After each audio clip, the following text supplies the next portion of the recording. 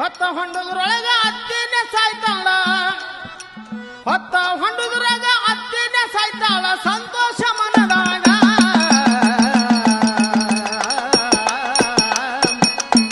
ಅತ್ತಿನ ಉಳಿದು ತಂದಿನ ಸತ್ತಾನ ಏನು ಹೇಳಲಿ ನಿಮಗ, ಅತ್ತಿನ ಉಳಿದು ತಂದಿನ ಸತ್ತಾನ ಏನು ಹೇಳಲಿ ನಿಮಗ. ಅತ್ತಿ ಸ್ವಸ್ಥರ ಜಗಳ ನಡೆದಿತ್ತು,